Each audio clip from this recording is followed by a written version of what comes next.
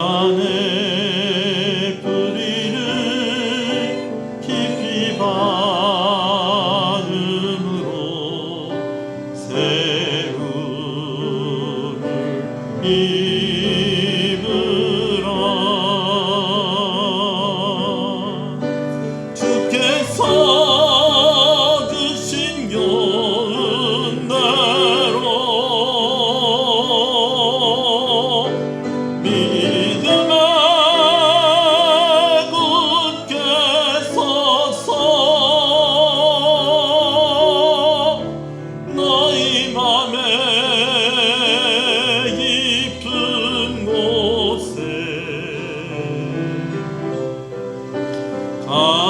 감사함 넘치게 하라. 할렐루야. 이제 다 같이 일어나셔서 기도하시면서 하나님 앞에 예배로 나아가겠습니다.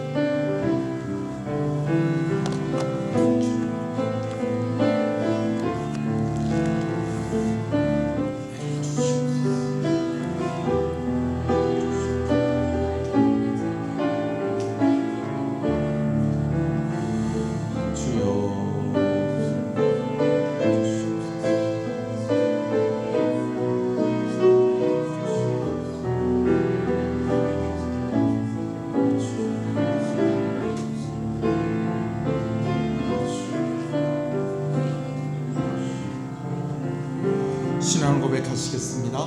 전능하사 천지를 만드신 하나님 아버지를 내가 믿사오며 그 외아들 우리 주 예수 그리스도를 믿사오니 이는 성령으로 잉태하사 동정녀 마리아에게 나시고 본디오 빌라도에게 고난을 받으사 십자가에 못 박혀 죽으시고 장사한 지 사흘 만에 죽은 자 가운데서 다시 살아나시며 하늘에 오르사 전능하신 하나님 우편에 앉아 계시다가 저리로서 산자와 죽은 자를 심판으로 오시리라.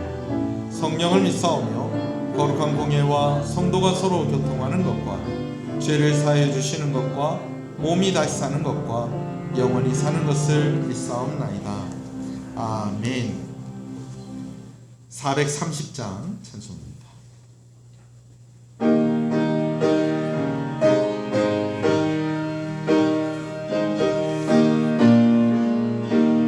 주와 같이 길 가는 것 즐거운 일 아닌가. 우리 주님 걸어가신 발자취를 밟겠네. 한 걸음 한 걸음 주 예수와 함께 날마다 우리 걸어가리. 어린아이 같은 우리 미련하고 약하나 주의 손에 이끌리어 생명길로 가겠네.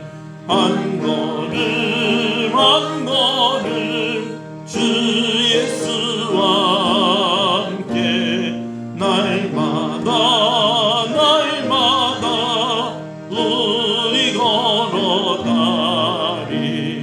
꽃이 피는 들판이나 험한 골짜기라도 주가 인도하는 대로 주와 같이 가겠네. 한 걸음 한 걸음 주 예수와 함께 날마다 우리 걸어가리. 옛 선지자의 똑같이 우리들도 천국에 끌려 올라갈 때까지 주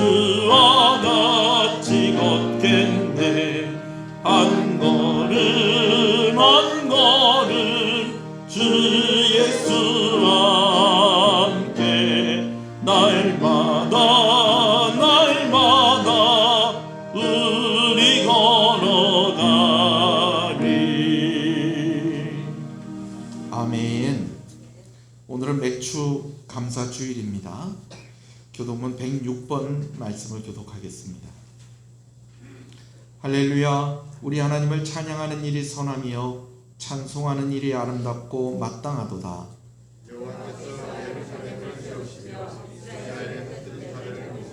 상심한 자들을 고치시며 그들의 상처를 싸매시는도다.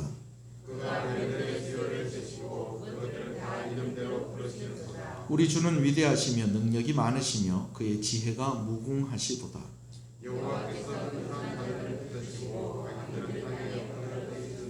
감사함으로 여호와께 노래하며 수금으로 하나님께 찬양할지어다.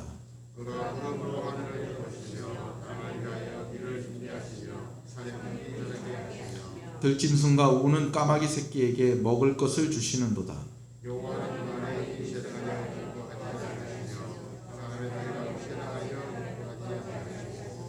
여호와는 자기를 경외하는 자들과 그의 인자하심을 바라는 자들을 기뻐하시는도다.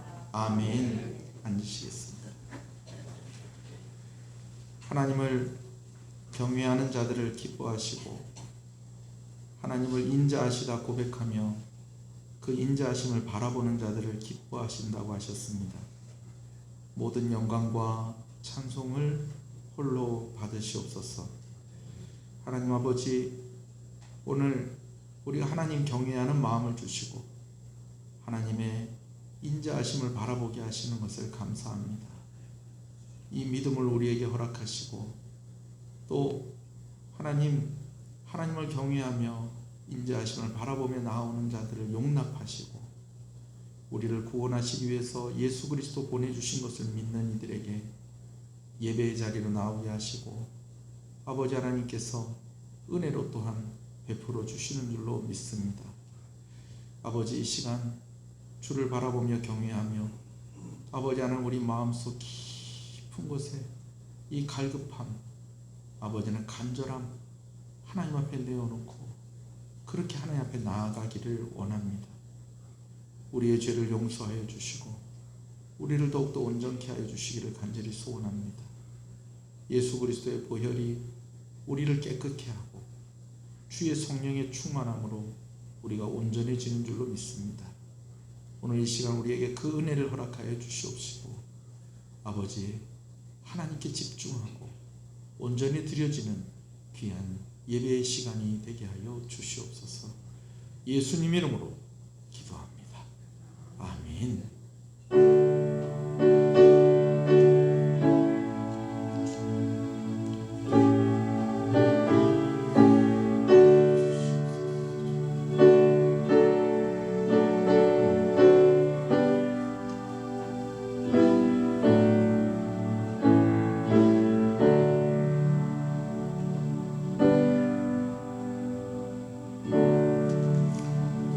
주와 함께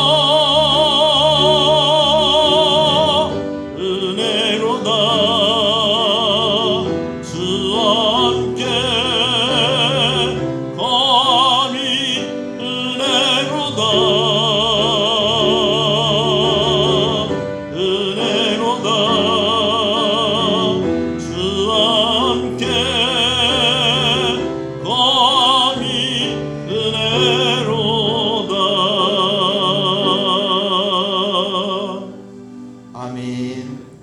우리 함께 인사하시겠습니다. 잘 오셨습니다. 잘 되고 있습니다. 더 잘 됩니다. 갈수록 잘 됩니다. 반드시 잘 됩니다. 우리 얼굴이 이렇게 좀 겹치시는 분들이 있어요. 좀 이렇게 좀 당겨서 앉아주시기 바랍니다. 감사합니다. 말씀을 함께 보겠습니다. 골로새서 4장 5절과 6절의 말씀입니다.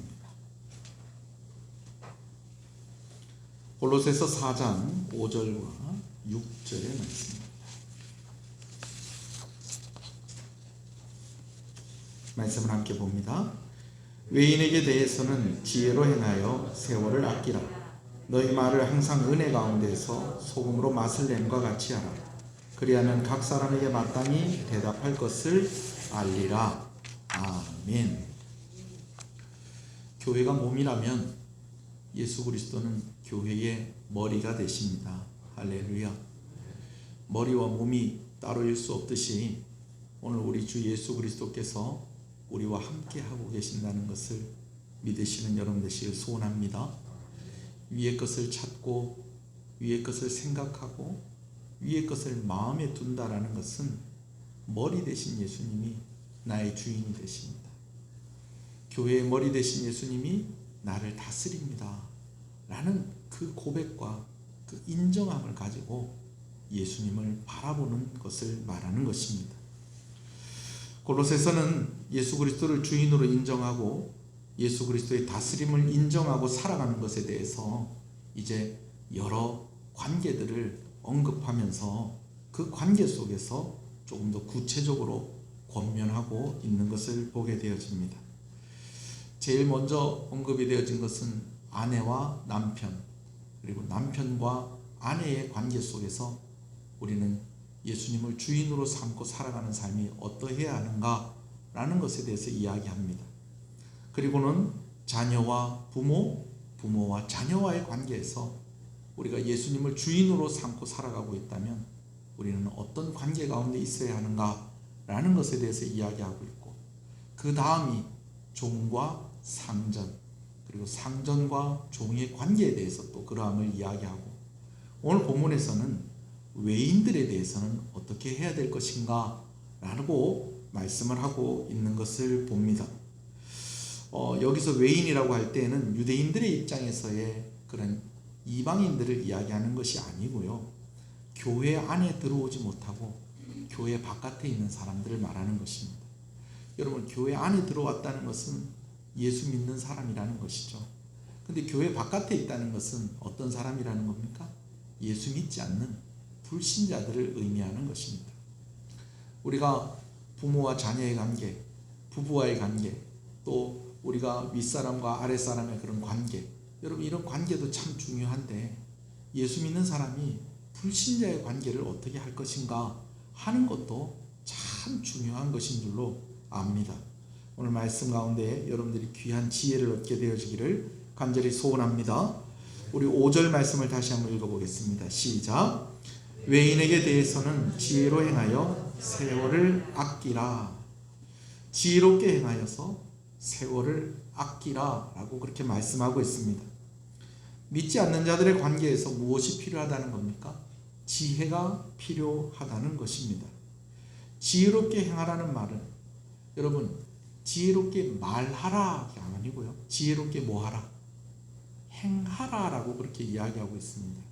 이 뒷부분에 말에 대해서 대한 언급들이 좀 많이 나옵니다. 6절 말씀에 특히. 그러나 외인들에 대해서, 믿지 않는 사람들에 대해서 말로만 지혜로울 것이 아니고 무엇까지도 지혜로워야 된다는 것입니까?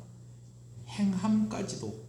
그러니까 우리가 모든 살아가는 모든 영역에서 우리가 불신자들에 대해서 지혜로운 모습들이 우리에게 필요하다라는 것입니다. 할렐루야.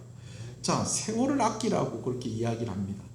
세월을 아끼라라는 것은요, 이런 의미가 있어요. 시간 혹은 기회를 잘 활용하라.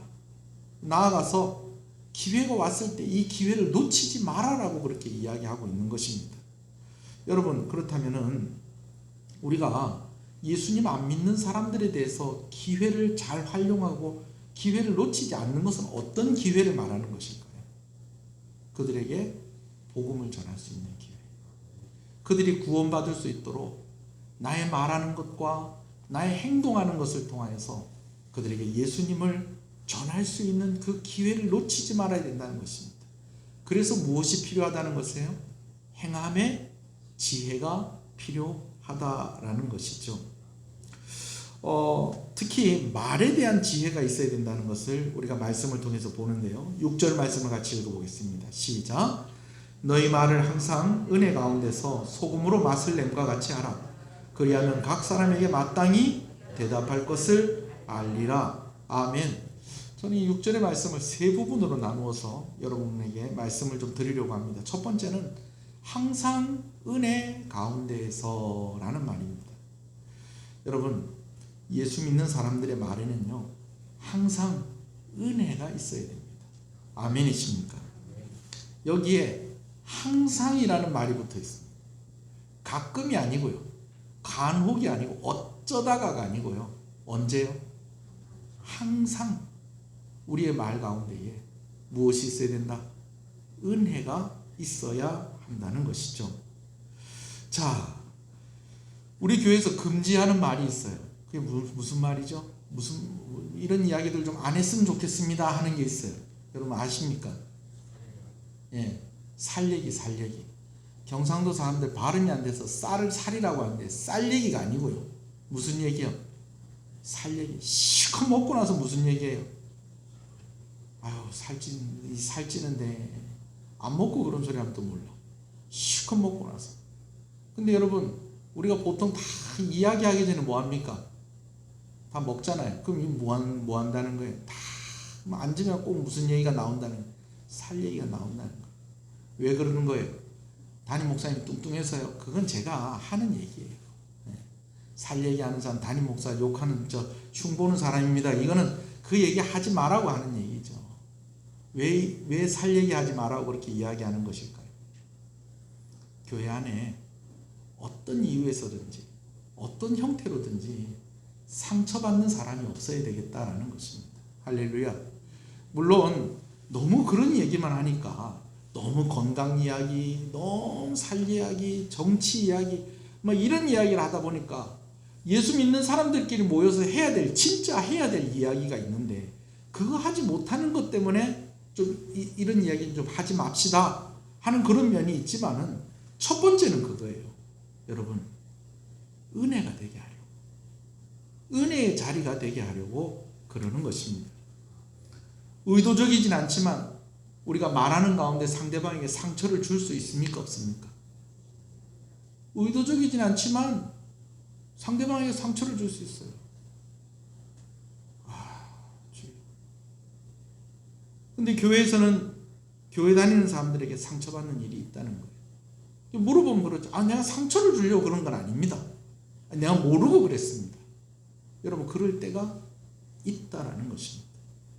근데 그것이 심각한 이유는 그것 때문에 무엇이 막힐 수 있다는 것입니까? 복음의 문이 막힐 수 있다는 것입니다.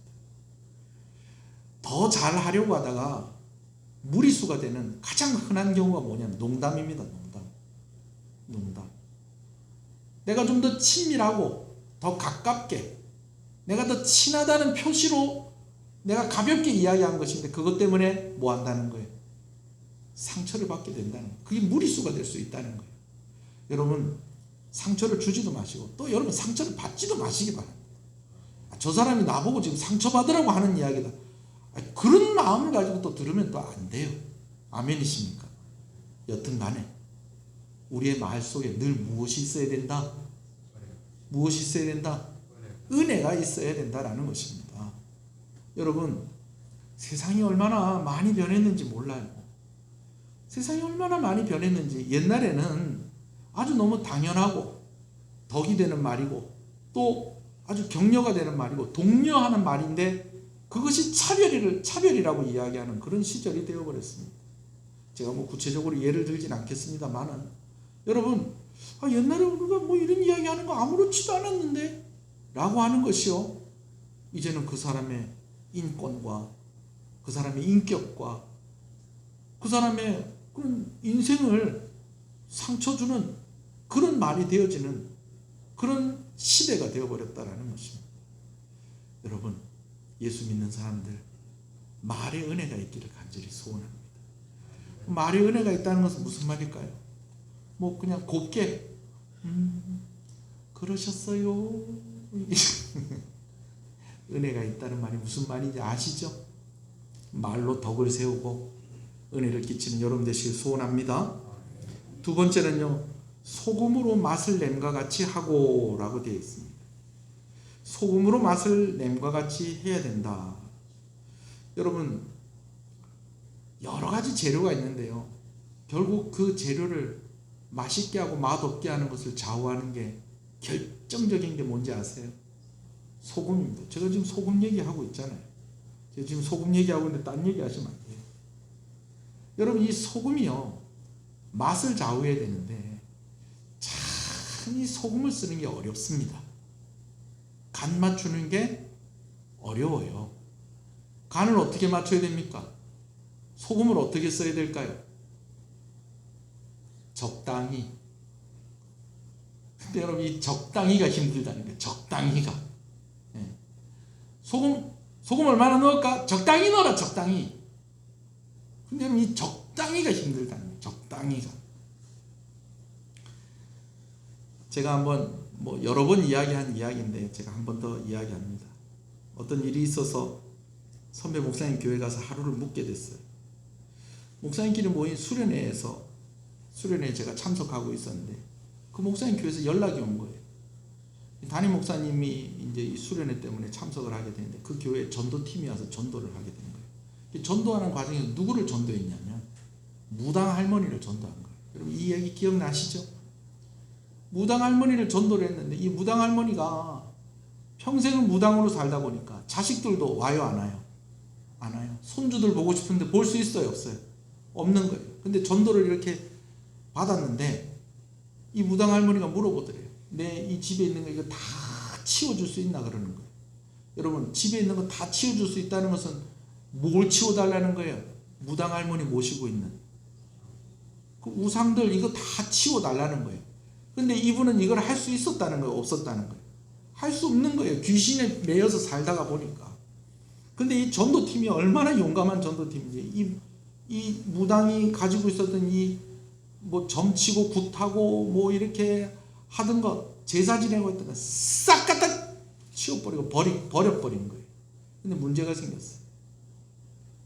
한 1시간 주기로 그냥 이 무당 할머니가 귀신 때문에 그냥 미친 사람까지 그냥 이상한 짓을 하는 거예요.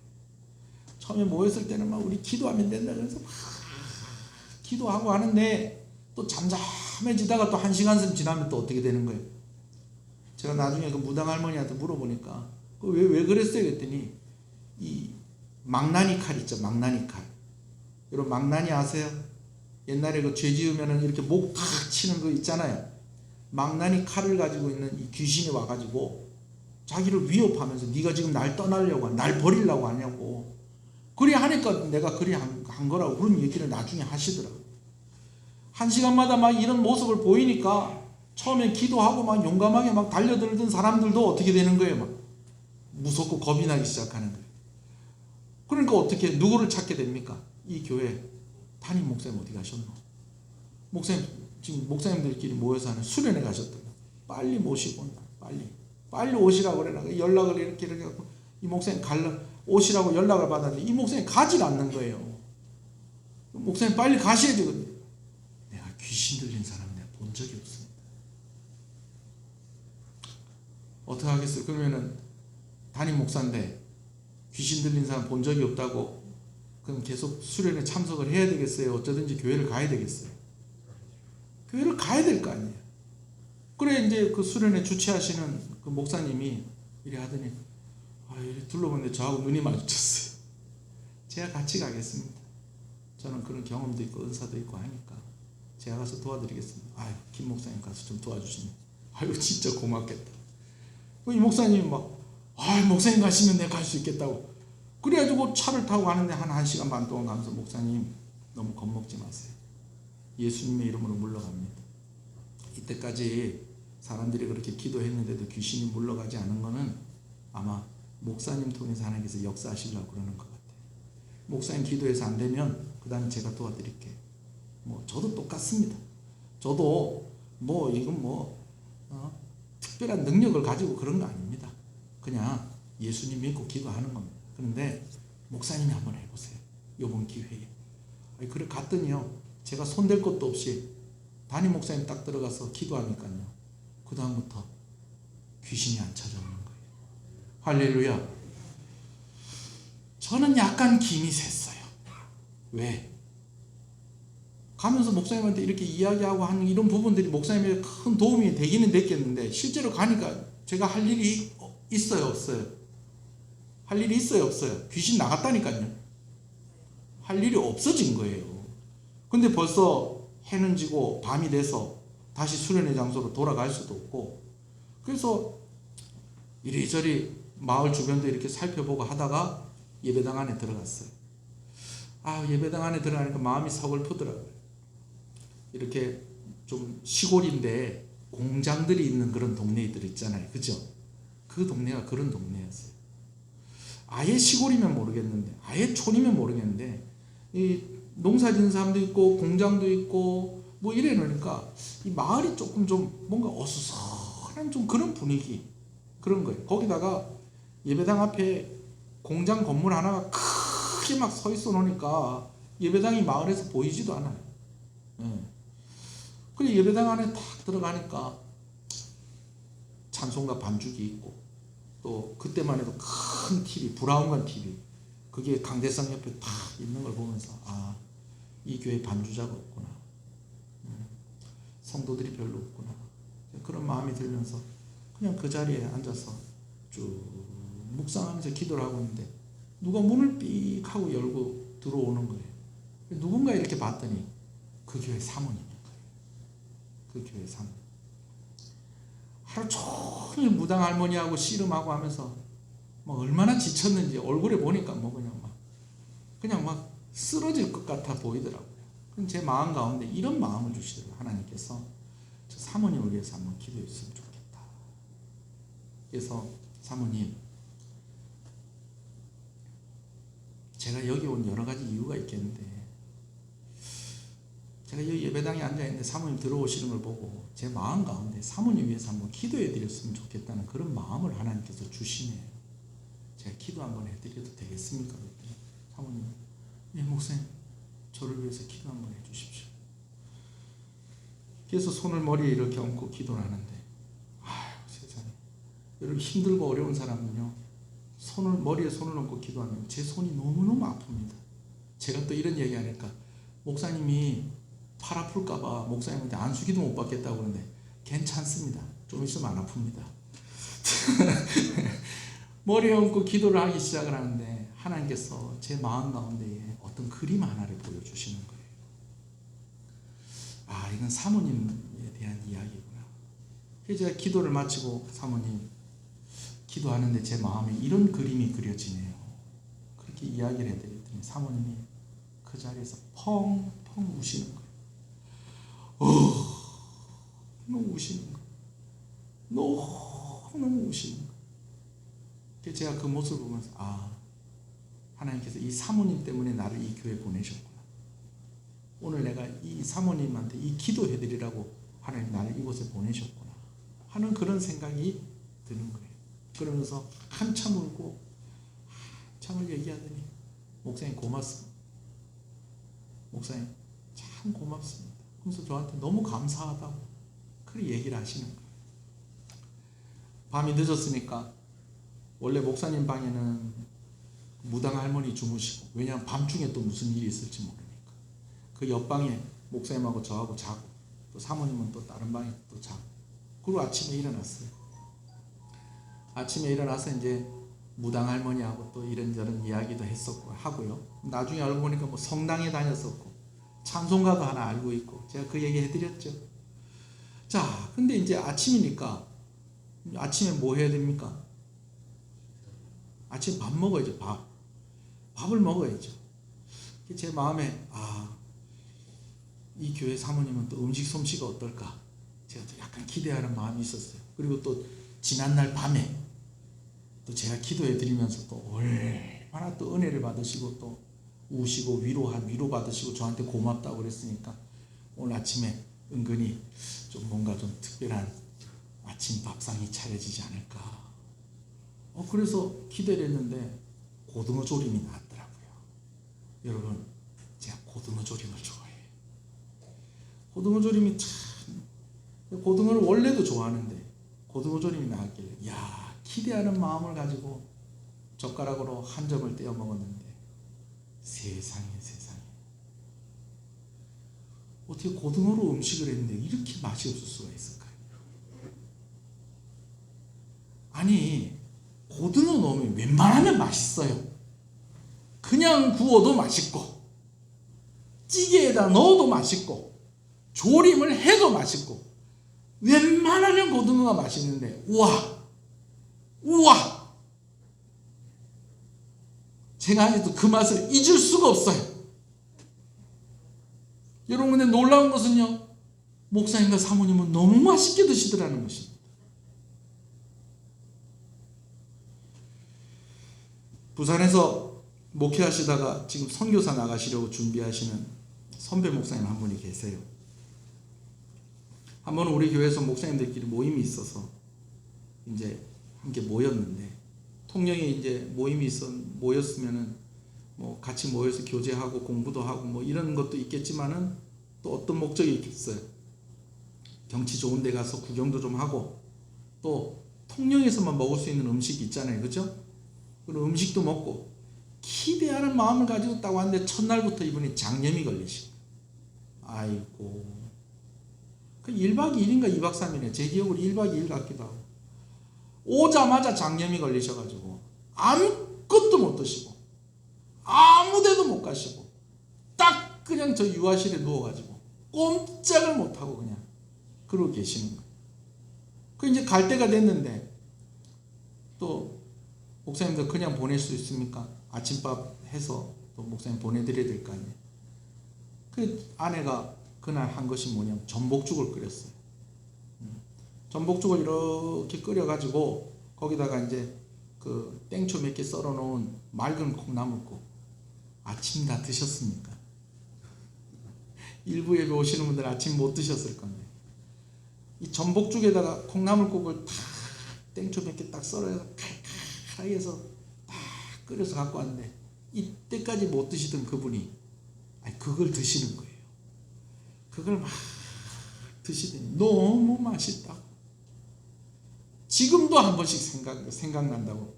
뜬금없이 문자가 와요. 전복 잘 있습니까? 목사님 콩나물국 진짜 잊지 못하겠어요. 뭐 콩나물국에 뭐 들어갑니까? 우리 할머니 권사님도 콩나물국에 뭐 들어가요? 콩나물, 물, 뭐 파 좀 썰어 놓고 그 다음 뭐요? 뭐 소금 좀 넣고 하는 게 그거 끝이잖아요. 너무 맛있다는 거예요.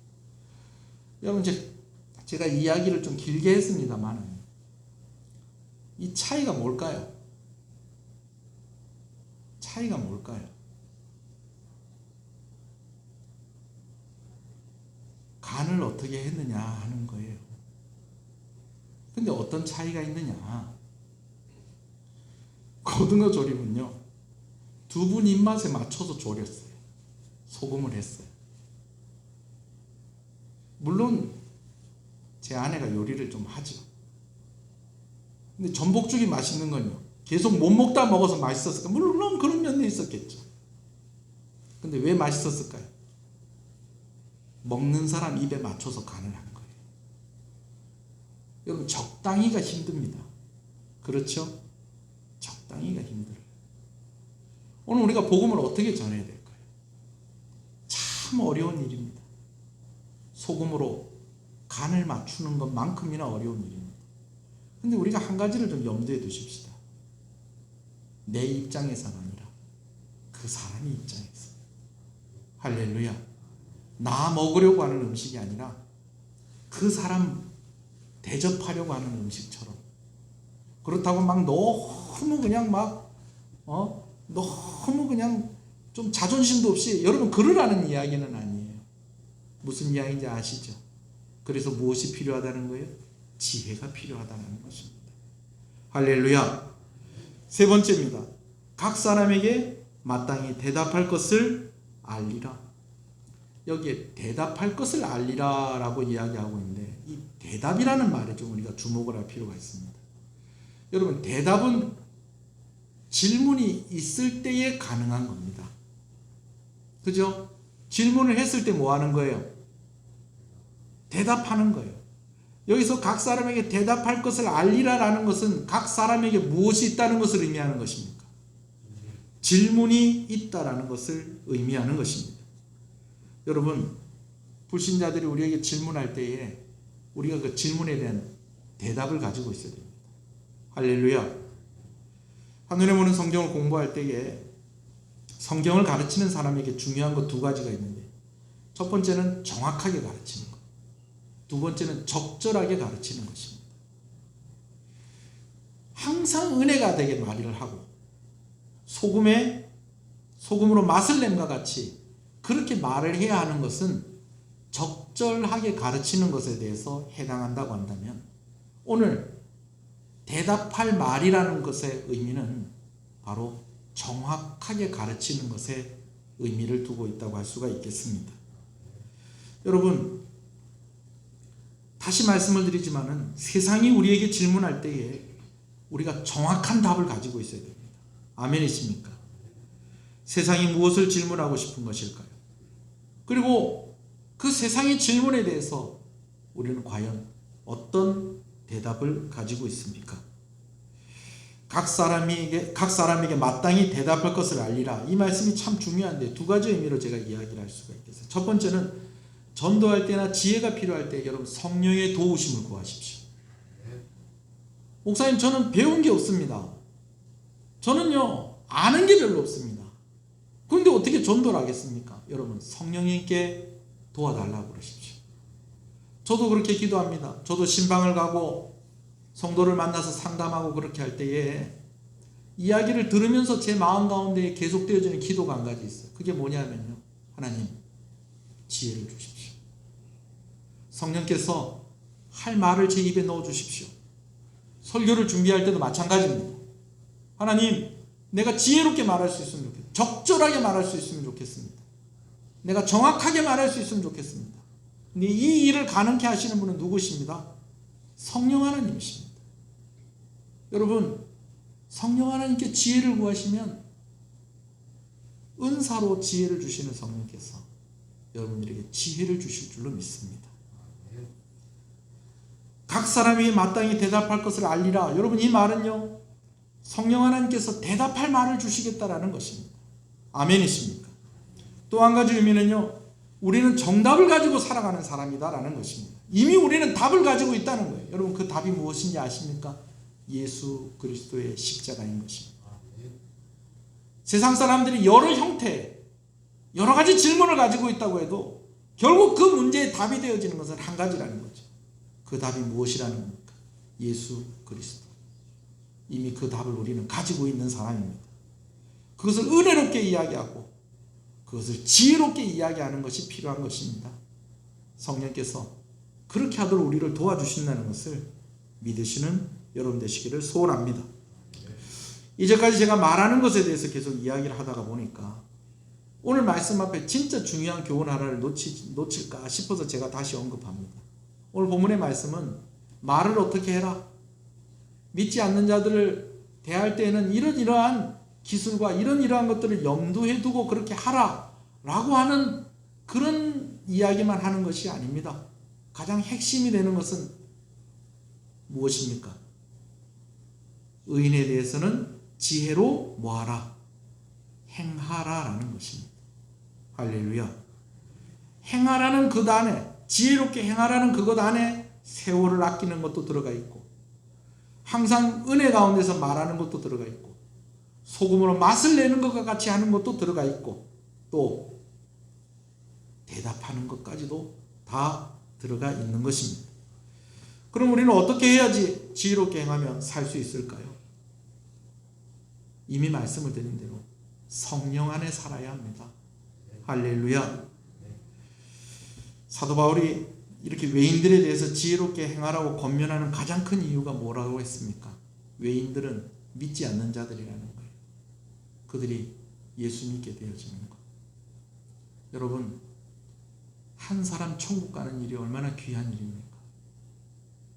그 사람 천국 가게 하기 위하여서 예수님 십자가에 달려 죽기까지 하셨는데, 오늘 우리가 그 사람들을 배려하고 그 사람들을 생각하고 그 사람들이 양보하는 것 할 수 있겠죠? 할렐루야. 그래요, 여러분. 오늘 맥주 감사주일입니다. 한 해 절반을 돌아보며 감사하는 주일이죠. 근데 보통 추수감사주일이나 맥주감사주일에는 주신 은혜를 생각하면서 추수하고 거둔 것들, 그거 생각하면서 감사하는 그런 날인데, 이제 한 해의 절반을 지난 이 맥주감사주일에 저는 한 가지가 우리 가운데 더해졌으면 좋겠습니다. 목회자로서 여러분들에게 제안하고 싶은 것은, 하나님이 나에게 주신 은혜가 어떤 것인가, 이것도 좀 돌아보고요. 또 내가 거두게 하신 것이 무엇인가, 좀 이것도 좀 돌아보고요. 그렇게 하는데요, 한 가지를 좀 더 봤으면 좋겠어요. 그것은 무엇이냐면, 우리 자신을 좀 돌아봤으면 좋겠어요. 너무 정신없이 살진 않았는가.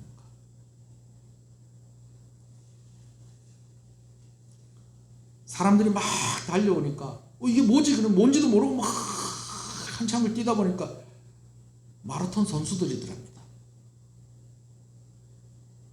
근데 나는 마라톤 선수이 아니에요. 선수가 아닌데 와 뛰어오길래 뭔 일 있나 싶어가지고 막 자기도 같이 뭐 거기서 마라톤이 열리는 길인지도 모르고 그 가다가 자기도 휩쓸려갖고 막 달려가고 그러니까 자기도 뛰고 있었던 거예요. 정신을 차리니까 내가 지금 뛸 때가 아닌데. 너무 우리가요 쏟아져 나오는 뉴스에만 마음을 두고 흔들리는 삶을 살지 않았는지 좀 이 시간 우리 한번 좀 돌이켜 봤으면 좋겠어요.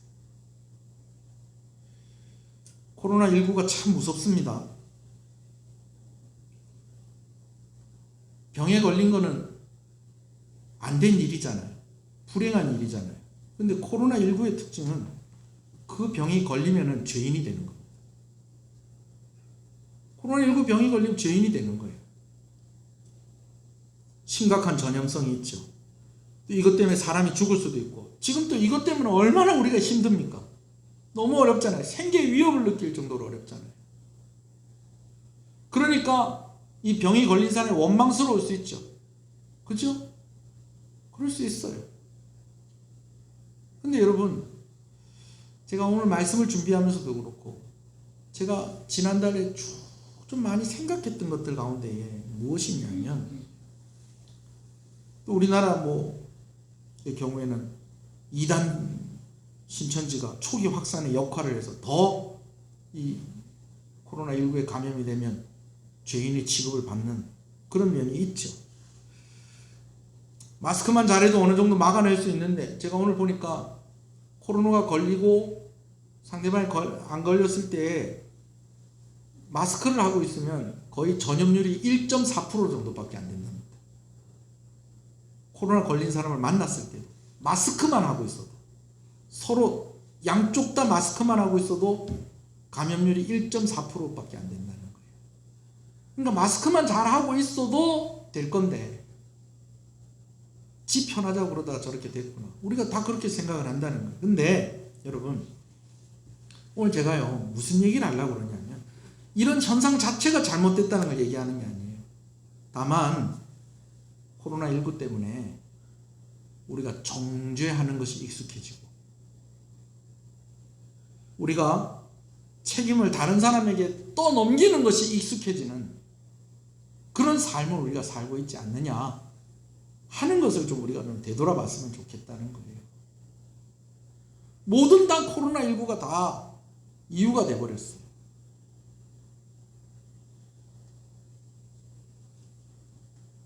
코로나19 때문에 교회 못 나오는 사람도 많습니다. 근데 중요한 것은요, 그 중에는요 안 나오는 사람도 많다는 거예요. 솔직하게 할 수 없는 것은 할 수 없는 것인데, 할 수 있는 것도 하지 않고 너무 아니하지 않나. SNS에 교회 다니는 사람이 올린 글을 어떤 목사님이 발췌를 했는데 제가 그걸 좀 소개를 해드리려고 합니다. 온라인 예배로 전환된 뒤에 사실 예배를 잘 드리지 않았다. 온라인 예배를 잘 드리고 있는지 교회에서 문자가 왔을 때는 잘 드리고 있다고 했는데 기간이 길어지다 보니 너무 느슨해져 버렸고 편해져 버렸다. 그리고 이제는 연속된 거짓말로 죄책감이 생겨서 교회를 못 나올 것 같다. 온라인 예배는 현장 예배와는 달리 그다지 거룩하지도 않은 것 같고 시간이 지날수록 앉아서 드리다가 피곤하면 눕기도 하다가 나중에는 드리지 않게 되더라. 매주 교회에 가서 사람들과 눈도장 찍고 그랬는데 안 가도 되는 상황이 오니까 나 같은 사람 딱 핑계대기 좋게 되더라. 여러분, 오늘 맥주 감사주일 하나님께서 오늘도 우리와 함께 하십니다. 할렐루야. 이제껏 우리와 함께 하셨습니다. 이런 어려움이 있는 것도 분명 하나님의 뜻이 있는 줄로 믿습니다. 근데 우리가 이런 시간들 속에서 정죄하고 예수 믿는 사람들도 막 다른 사람 원망하고 이러는 것에 익숙해져 있지 않는가. 좀 우리가 좀 돌아봤으면 좋겠어요. 이런 시간들 속에서 안 믿는 사람들이 예수 믿는 사람들을 만나면 뭔가 좀 다른 모습을 봐야 될 거 아니에요. 똑같은 얘기하고 있어요. 전염병이 돌고 있는 것에 대해서, 병에 감염된 사람에 대해서, 나라를 원망하고 지도자를 원망하고 이 환경을 원망하고 심지어 하나님을 원망하고 할 수 있는데 코로나19 때문에 안 되겠습니다. 여러분, 우리는 속아도 하나님은 안 속습니다. 우리는 속아도 하나님은 안 속아요. 담임 목사는 속아도 하나님은 안 속습니다. 오늘도 이렇게 보니까 1년 전도가 이렇게 아침에 이렇게 오셨어요. 너무 감사합니다. 금요일 날에 금요기도회 준비를 다 해놨는데 준비하는 데 하나님의 은혜를 주세요. 준비하는 데 하나님의 은혜를 주시는데 펑 하고 뭐가 터졌습니까? 금요일 날에 드디어 코로나19 확진자 1호가, 통영에는 아무도 없었잖아요. 드디어 1호가 나왔어요. 1호가 인도네시아에서 아마 한국에 일하러 오신 분 같아요. 그분이 왔어요. 다행히 공항에서 이분을 모시고 이렇게 그 도천동 집에까지 이렇게 데리고 갔었던 그 두 사람, 공무원 두 사람 외에는 이 사람하고 접촉한 사람이 없다는 거 여러분 다 이야기 들으셨죠? 예. 근데 금요기도회 시작하기 전까지만 이런 자세한 이야기가 안 나왔어요. 그러니까 또 제 목사의 마음에 또 그런 마음이 있는 거예요. 아유, 금요기도회 이거 어떡하면 좋나? 어떡하지? 또 그런 생각도 있어요. 원래 7월달하고 8월때는 금요기도회 쉬었는데 또 오늘부터 쉰다고 그랬다가 또 다음 주부터 또 이제 7월 8월달에 안 합니다. 제가 그런 생각 안 하고 그런 얘기한 거 아니거든요. 7월달부터 다음 주부터 우리 금요기도회 하십시다. 제가 그런 얘기한 거 아니거든요. 그것도 생각하고 있었어요. 근데 또 막상 우리에겐 처음 있는 일이잖아요. 그죠? 일이 탁 터지고 나니까 이거 어떻게 해야 될까? 계속 고민하다가 몇 시간 고민했어요. 안 되겠다. 우리 교인들이 불안할 수도 있고 또 안 믿는 사람들한테 또 우리가 좀 덕을 좀 세워야지 안 되겠나. 안 믿는 사람이라고 할 때는 뭐 우리가 생판 모르는 사람들 말하는 게 아닙니다. 혹시나 금요기도 간다고 예배당 집 밖에 나섰는데 어디 가노? 물어보면 내 교회 간다. 이러면은 니는 오늘 1호가 나왔다는데 지금 확진자 나왔다는데 니 지금 교회를 가나 지금? 너 교회 다니는 사람 정신이 있나 없나? 혹시 이런 이야기 들을까 봐 제가 오늘 금요기도회는 기존에 했던 것처럼 영상을 참고해서 각자의 자리에서 드리겠습니다. 제가 문자 드렸잖아요. 다 받으셨죠? 그러고 있는데 이제 녹화를 하려면 1시간 전에는 녹화를 해야지 이제 영상이 올라갈 거 아니에요. 이효전도가 청소를 하러 온 거예요. 이여전도회가 청소를 하러 왔는데 제가 이렇게 보니까 이여전도회가 왔는데 아이 젊은 사람들이 이여전도회 아직 젊잖아요. 그렇죠? 젊어요 안 젊어요? 이여전도회 젊잖아요 아직. 맨다 아픈 사람만 앉는 거예요. 아픈 사람들. 더 정확하게 얘기하면 이여전도회 회원들이 청소하러 왔는데 안 아픈 사람이 없어. 아이고. 그래가지고 제가 회장님한테 그랬어요. 온 김에 기도하고 갑시다. 같이 청소 빨리 하고 그럼 여기도 녹화 같이 좀 빨리 하고 가요. 그랬더니 안 그래도 그렇게 마음 먹고 왔는데 중간에 문자가 그렇게 와가지고 어떡하지 그러고 있었다는 거예요. 잘 됐다. 정말 막 띄엄띄엄 한 5m씩 떨어져서 앉아가지고 찬송 부르고 기도하는데 여기 영상을 보신 분은 아시겠지만 영상에 다 담아내질 못했어. 얼마나 기도하는 시간이 뜨거운지. 주여. 목사가 회개가 되더라고. 나도 핑계를 대고 있잖아. 해야 될 거예요. 해야 될 거예요. 여러분 무조건 다 예배당 나와서 예배 드려야 된다. 여러분 제가 그 얘기 하려는 게 아니에요. 어쩌든지 기도의 끈을 붙잡고 있어야 됩니다. 할렐루야. 신앙의 끈을 붙잡고 있어야 돼요. 그러니까 제가 하는 이야기가 주일 낮예배 시간 못 오든 영상을 보면서 예배를 드리되 주일 낮예배 시간만은 진짜 현장에서 예배를 드리는 것처럼 옷도 좀 단정하게 입으시고 자세도 흐트러지지 마시고 일어나라고 하면 그 자리에서 좀 일어나시고 앉으면 그 자리에서 또 앉으시고 그렇게 하면서 정말 전심으로 하나님께 나가고 다른 시간에도 그렇게 하는 게 힘들거든. 라디오 듣듯이 설거지 하면서라도 핸드폰 틀어놓고 목사 설교를 틀어놓고 뭐 다른 목사님 대신 듣고 뭐 그래 할 수도 있죠. 그래도 꼭 우리 교회에 주시는 말씀이 있으니까 다른 방송 듣고 다른 목사님 교회에 뭐 다른 교회에 들어가서 야 이 교회는 성가대도 하네. 역시 설교는 이 목사님이 잘하시네. 아이고 우리 목사님 언제 따라가겠노. 여러분 이런 뭐 보세요. 보더라도 제가 또 보내드리는 거 꼭 보셔야 돼요. 여러분. 왜? 하나님께서 우리 교회에 주시는 말씀이기 때문에 이런 걸 해야 되는데 안 한다는 거예요. 할 수 없어서 안 하면은 그건 할 수 없는 건데 여러분 답답하죠? 지금 전도하고 계시는 분들이 이 마음을 아실 거예요. 전도하고 계시는 분들. 내가 지금 전도하고 있잖아요. 내 자녀들에게 이야기하고 있는데 다 지금 무슨 얘기하고 있어요? 코로나19 때문에 못 나가겠다. 지난주에 말씀을 나눴듯이 네팔에 코로나19에 감염돼서 죽은 사람이 몇 사람이라고요? 13명. 근데 코로나 때문에 스트레스 받아갖고 자살한 사람이 몇 명이라고요? 860명이 넘는다는 거예요. 코로나19 핑계로 교회 안 나오다가 다 지옥 갑니다.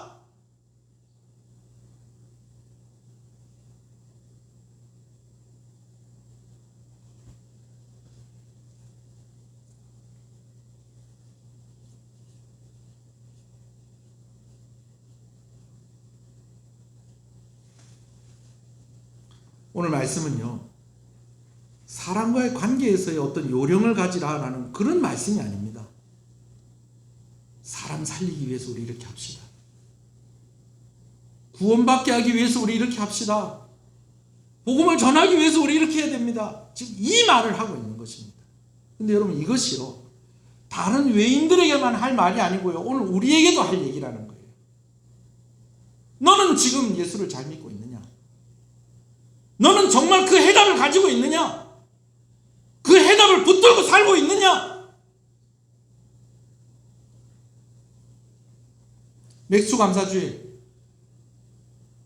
지나온 반년을 돌아보니까 거둘 것이 많아서 감사할 사람들이 여기 얼마나 있습니까? 다 힘들고 더 어려워지고 더 힘들어졌죠.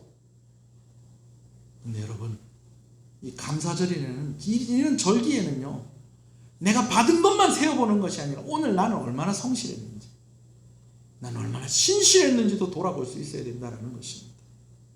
할렐루야. 우리 한번 기도하십시다. 제가 소리를 쳐서 깜짝 놀라셨으면 죄송합니다. 그러나 여러분들에게도 이 안타까운 마음이 있잖아요. 이거 어떻게 해야 될까요? 여러분, 한 석 달 되면 끝날 것 같습니까?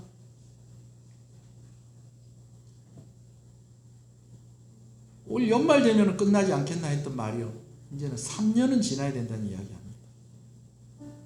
여러분, 이렇게 3년 버틸 수 있는 분들 여기 얼마나 계세요?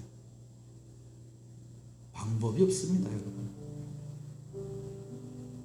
근데 우리에게는요, 한 가지 붙잡을 게 있어요. 우리 하나님 붙잡아야 됩니다. 하나님 붙잡아야 돼요. 우리가 IMF를 겪었잖아요. 나라도 망할 수 있다니까요. 나라도 망할 수 있어요. 여러분, 오늘 이 시대 가운데에 자꾸 힘들고, 오늘 내 형편, 내 사정, 여러분 이것만 생각하지 마시고 정죄하고 책임을 떠넘기고, 여러분 그것에 익숙한 것이 아니라, 하나님, 나의 행함이 항상 지혜롭게 해주십시오. 믿지 않는 자들에게 복음의 전달자가 되게 해주시고, 일단은 내가 좀 살게 좀 해주십시오. 하나님 살려주십시오. 믿음이 연약해지지 않게 해주십시오. 기도의 힘이 떨어지지 않게 해주십시오. 하나님 은혜를 주세요. 우리 다 같이 기도하겠습니다.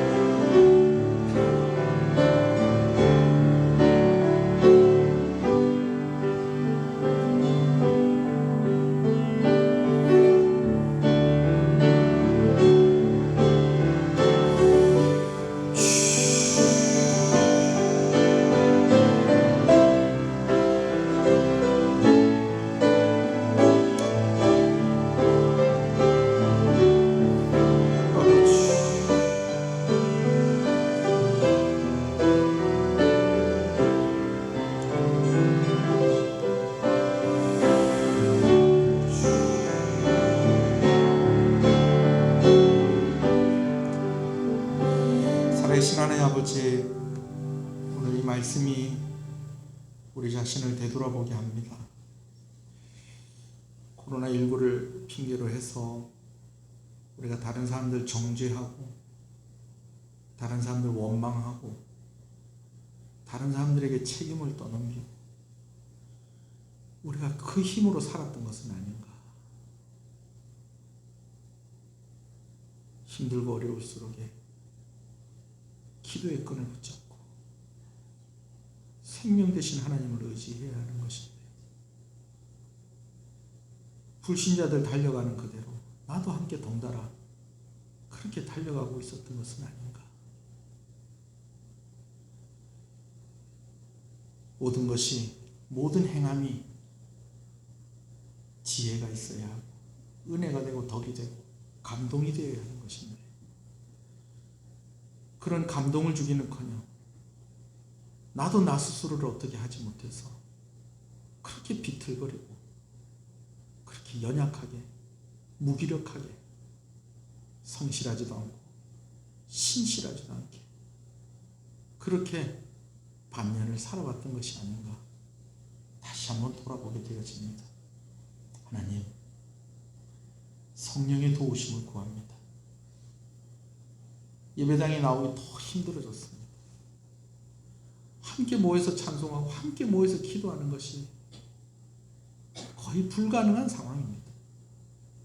그래서 성령의 충만함이 더 필요합니다. 은혜의 기회가 있을 때에 더 이 기회를 놓치지 않는 그런 단단한 마음이 우리에게 필요합니다. 하나님, 오늘도 이렇게 일부 예배 나와서 예배하는 이들, 인터넷 영상을 통해서라도 이 은혜의 끈을 놓치지 않고 하나님의 곁에 머물고자 하는 위의 것을 생각하고 찾고 마음에 두고 있는 우리 성도들, 하나님 축복해 주시기를 간절히 소원합니다.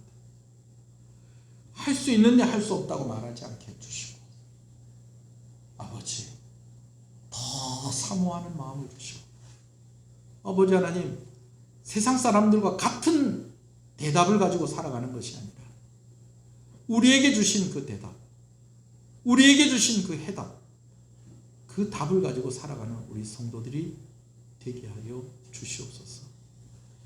이 어려운 시간들, 처음엔 두세 주면 끝날 줄 알았는데 서너 달이 되어버렸고 이제는 2, 3년이 지나야지 되지 않겠느냐는 그런 이야기까지 나오고 있는 이런 상황 속에서 우리가 신앙이 없이 어떻게 버틸 수 있겠습니까? 우리가 어떻게 하나님 없이 살아남을 수가 있겠습니까? 하나님, 은혜를 주시옵소서. 하나님, 은혜를 주시옵소서. 가정 가운데에 믿지 않는 우리 식구들, 코로나 핑계로 교회 나오지 않겠다고 하는 그 마음 돌이켜 주시옵소서. 코로나 핑계로 기도하지 않았던 우리의 모습들, 기도의 자리로 우리를 세워 주시옵소서. 교회가 이런 일들에 정말 조심해야 되겠지만 아버지 위축되지 않게 해주십시오. 지혜를 주시기를 간절히 소원합니다. 우리 아이들 교육하는 것들 우리가 얼마나 중요하게 생각합니까? 학원은 가는데 교회를 보내지 않는 그런 시절이 되어버렸습니다. 아버지, 이 세상 어떻게 합니까?